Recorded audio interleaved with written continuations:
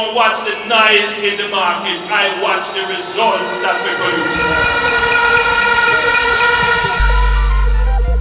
What preparation the police has in place to ensure that, all goes well today? Okay, pretty much the police have been accustomed to events such as this. We know that it is an event that a large crowd is expected. As per usual, we have put our strategies in place in terms of protecting everyone, both persons who are attending as well as VIPs. And so we have been on the ground from very early. We are here to ensure that the safety and security of all persons who attend are in the manner that we expect. We have had no incidents so far and we expect it to go like this throughout. Are police on hand to monitor those who are traveling and might be breaking the rules? Definitely so. Apart from us being here, we are actually monitoring the various routes. We know that many persons are traveling from across the country, and it is very important that we help them to be safe as well.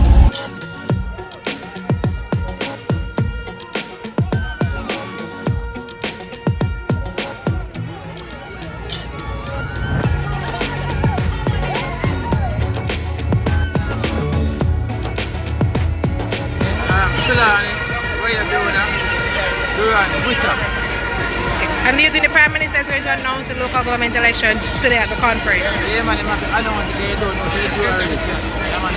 Overdue. I know the And do you think the Jamaica Labour Party will win? Yeah, man, I see the crowd, man. Look at the massive crowd. Look. I can win. Massive crowd. Right now, triple, not double, triple than last year. Yeah, man, triple crowd. So we know we have to win. 2 weeks a year.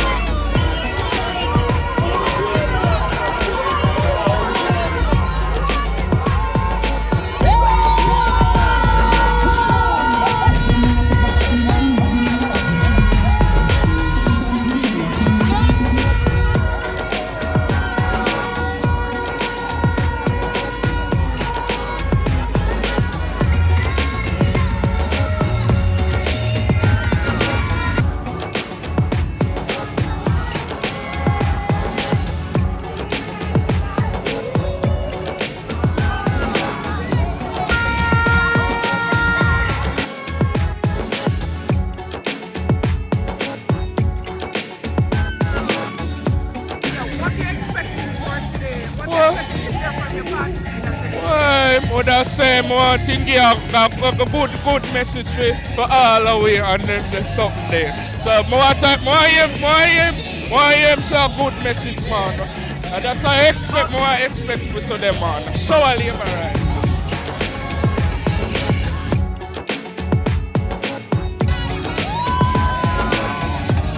We're hoping to get the river come down bank to bank. Showers of blessing. Want to fly the gate? Because we know we win already. Road are a major problem. The Prime Minister come around there week before last Friday, come open meadow, what they call it again, Hummingbird Meadows. And the road is a bad condition. That's the most thing everybody wants to hear about, the road. Yes, I'm from Clarendon. And we don't know who we represent, I swear. I don't lie, just to me love my party. That's why me out as today, because trust me, never wash my clothes them. Just to me love my party, me out and stunting.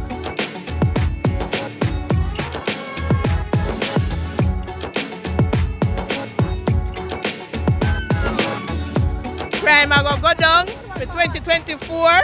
We know that, and we know enough employment for the young people. You see art, Nigel already made that free already. For the young people, then you see so much of them are get trained. No, not all. You used to pay for certain level. But no, you're not going to pay for some of the level. It's free for them. Young people can go back, who have them subject can go back and do accounting in an associate art. Free, you have all of that. So we know say it's going to go good today. Nigel to the world and Andrew Owenless, one Prime Minister.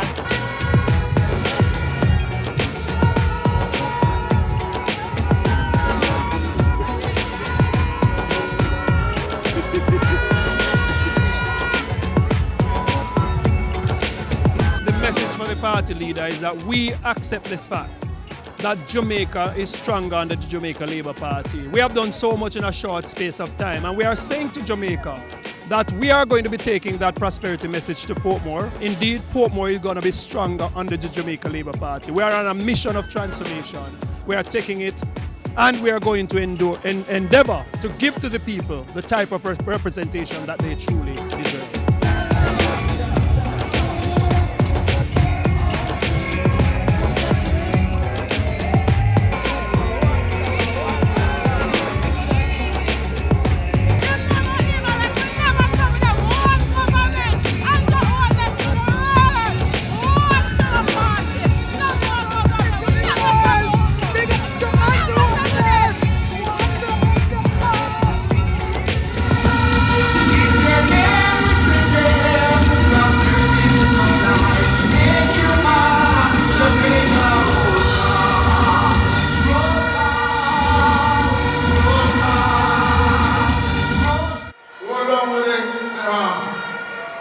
This is a party of bells.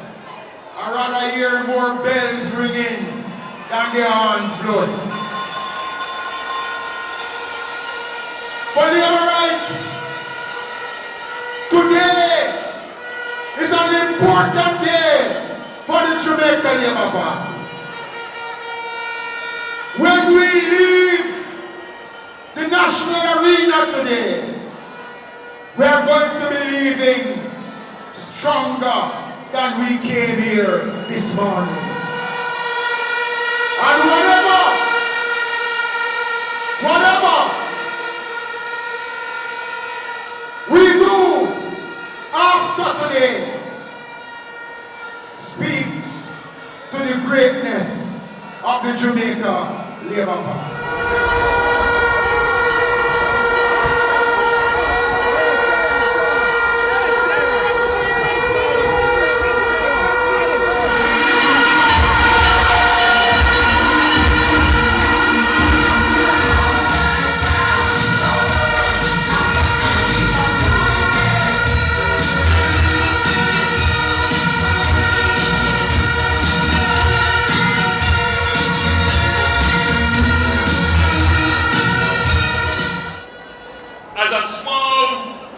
Country with an open economy and an open society, Jamaica supports the cooperative system of nations, and we will do our part to make the world a better place.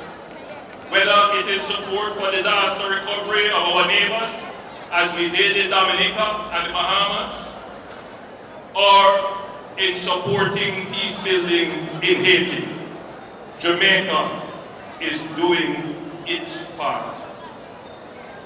Jamaica is consistent in its support for the universal respect and adherence to the principles of international law and respect for territorial integrity and the sovereignty of all nations. We condemn all forms of terrorism, and we support the right of nations to defend themselves and pursue their security while preserving the rights of innocent civilians to live in peace and dignity. We are deeply concerned at the rising human cost in the Palestinian-Israeli conflict, and we welcome the current pause in hostilities.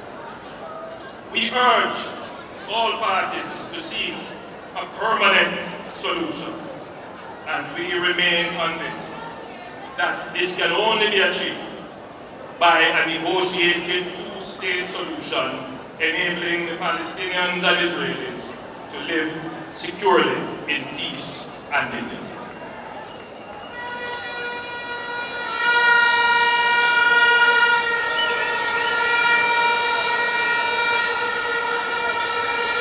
Jamaica continues to be a reasonable and rational voice in international fora. We continue to lead global initiatives and treaties, whether in trade, finance, or climate change. Whatever treaty obligations we negotiate or sign on, it must be consistent with our laws and constitution, and we must engage with local stakeholders within our democratic framework. Have you noticed that almost every year I have to come to Parliament and give a report about damage as a result of a weather event? That is because of climate change. You may not feel it's a big issue, but it is a big issue for the government. Because as these things happen, we have to find more money. And where is that money going to come from if there is a catastrophe or a disaster? Well, your government has taken this issue and we are dealing with it in a smart way. We have never had to borrow to deal with any issue of natural disaster since we have been going.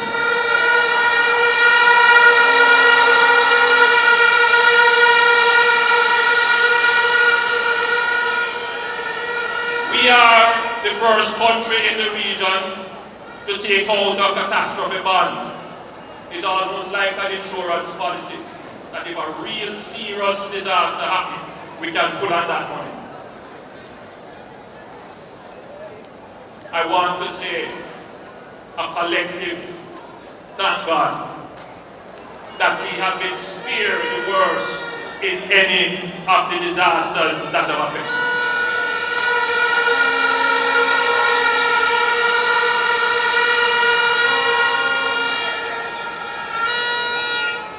And Jamaica, as a small country, we continue to do our part to reduce the effect of climate change. I don't know how many of you saw it, but Jamaica recently put out a procurement for 100 megawatts of renewable electricity, replacing our old carbon-based generation for electricity. Big step. Our goal is to move our electricity generation to having 50% of the electricity we consume from renewable energy. Now that will help with the whole climate change, but it will be better for you. I know one of the things that affect you the most is your electricity bill. I know that that is a significant cost for your household.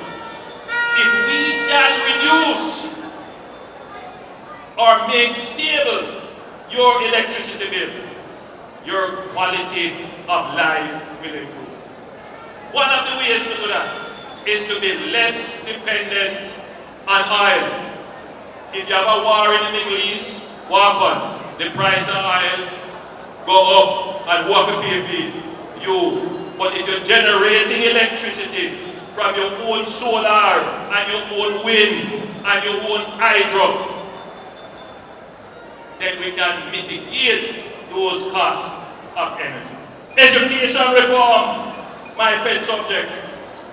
We are going to transform the Jamaican education system. All of you sitting here have children in school, and some of you are of school age. You know what my greatest worry is?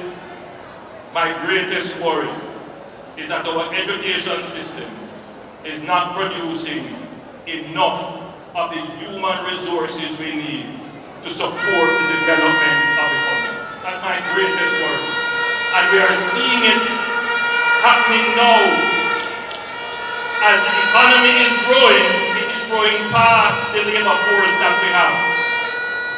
And that is why we put in place the Education Transformation Task Force to study the problem. And they have given us the report, and we're about to execute upon that now. Just last week, Minister Favour Williams and Minister Clark signed with the World Bank to build the first STEM school. You know what STEM means? Science, technology, engineering, and mathematics. We need more scientists, more people who understand in technology, whether it is artificial intelligence or natural intelligence. We need more engineers, and we need more people who have a mathematics foundation. Every time I say that, you have some people say, remember the arts. We have a natural competitive advantage in the creative arts and the creative industry.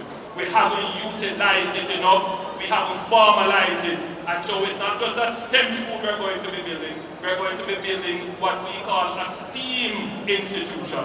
So it is science, technology, engineering, arts, and mathematics.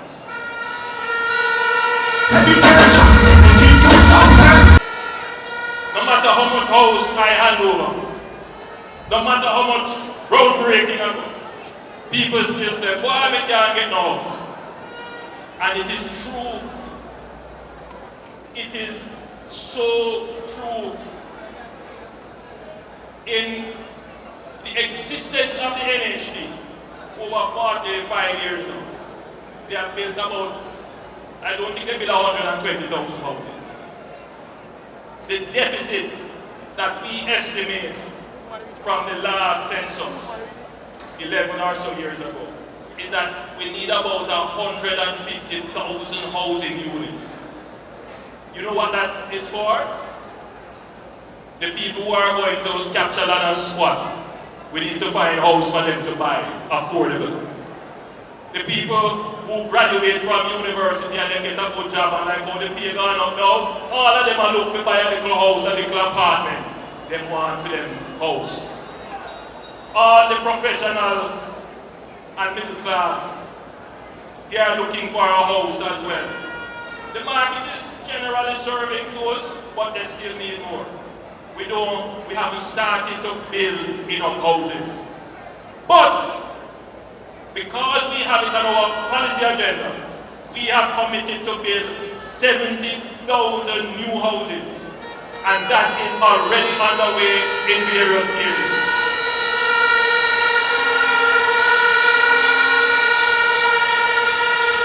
All around Jamaica, we start building houses. If you look at Bernard Lodge, a massive house is going to go here. You're going to get between 10 and 15,000 houses in Bernard Lodge, which has started construction. Just go over here and look. No. That local roads are a sore point. Very sore point. And that is why we have allocated 40 billion Jamaican dollars over the next 2 budgets. $40 billion. And we're going to divide that $40 billion in half. We're going to spend in the first year $20 billion divided equally per constituency. And we are going to fix the local roads in your area. That $40 billion can fix all the roads that have never been fixed in Jamaica. Some road from them late 40, 50 years now, it never fixed. So there has to be engagement of the communities. So every member of parliament will be tasked to use the model that has been developed with the CDF to have consultations with every community in their constituency so that the residents can make their case for the roads that need to be fixed. It pains my heart to see the videos of our gullies inundated with rubbish and plastics and all kinds of things. It pains my heart to drive on the streets and see garbage all over the place. It's not good. And every one of us as Jamaicans must take personal responsibility. So I use the platform of the Jamaica Labour Party conference to call upon the people who are the green people, the environmentally friendly people, that every one of you have a duty to keep your environment clean.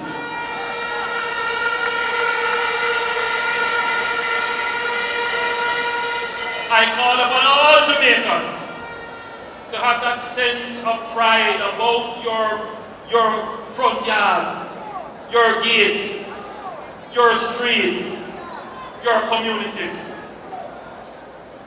But government has a duty and a responsibility. For many years we have underinvested in the collection of waste. And what we have followed is a model where government collects the waste. In most countries, services that can be provided by the private sector is contracted out. One of those services is the collection of waste. And so what we intend to do, we have been studying the problem now for the last 5 years. We have copious number of studies. We are now going to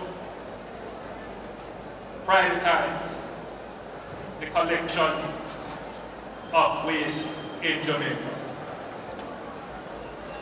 This is going to create a new incentive for the collection of garbage.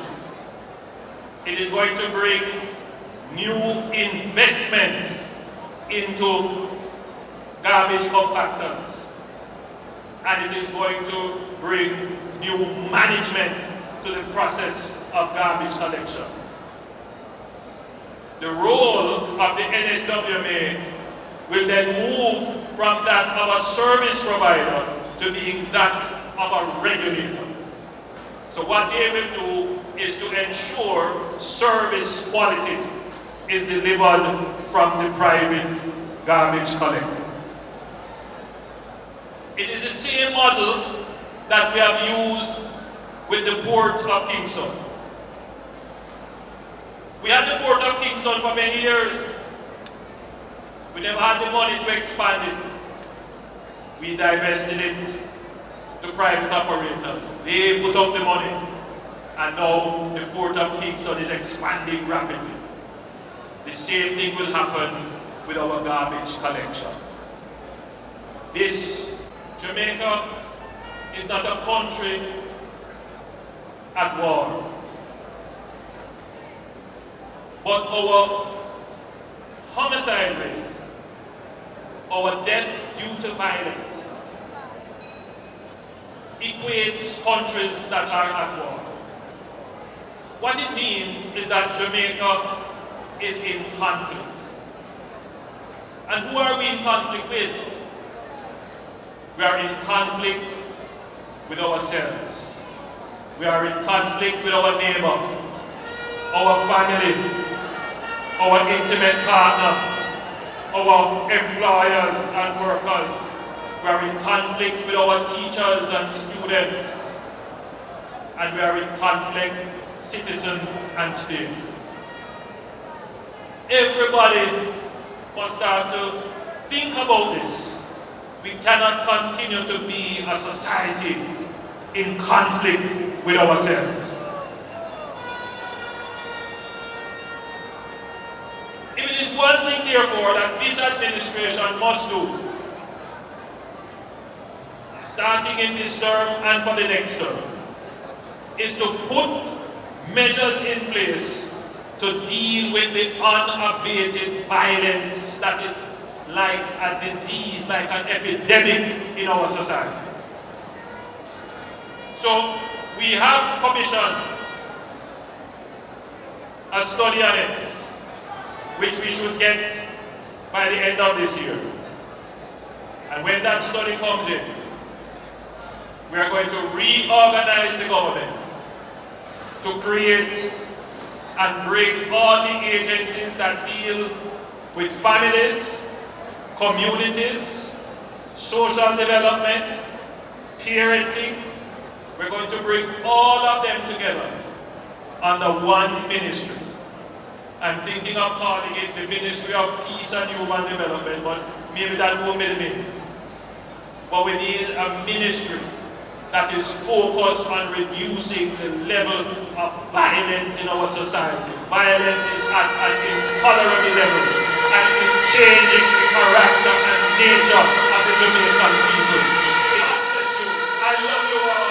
You make this stronger. Love you. Straight, go on, liberate, straight. Go back to the